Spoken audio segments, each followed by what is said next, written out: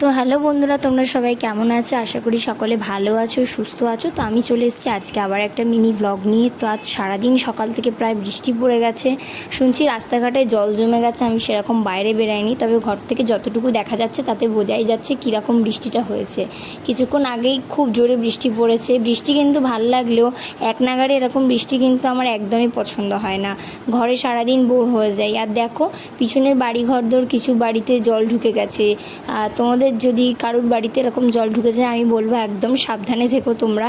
আর অনেকের এই বৃষ্টিতে অসুস্থতা ধরা পড়ছে। তোমরা ঠিকমতো খাওয়া দাওয়া করো, অনেক অনেক অনেক সাবধানে থেকো তোমরা। আর আগের একটা ভিডিওতে আমায় কমেন্ট করেছিল সাদিয়া নামে একজন। তো হ্যালো সাদিয়া, তুমি কেমন আছো? আশা করি সুস্থ আছো। আর তারও আগের একটা ভিডিওতে আমাকে আরেকজন কমেন্ট করেছিল রুহিনা নামে। তো হ্যালো রুহিনা, তুমি কেমন আছো? আশা করি ভালো আছো, সুস্থ আছো। আমাকে সাপোর্ট করার জন্য অনেক অনেক অনেক থ্যাংক ইউ। তো তোমাদের কার কার এরম এক নাগাড়ে বৃষ্টি পছন্দ নয় আমাকে কিন্তু অবশ্যই কমেন্টে জানিও।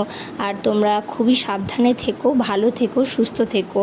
আর বাড়িতেও ঠিকঠাকভাবে থেকো। যদি এরমভাবে জল ঢুকে যায় তোমাদের বাড়িতে, তাহলে প্রচণ্ড অসুবিধার কারণ বুঝি, জানি, কিন্তু কিছু তো করার নেই।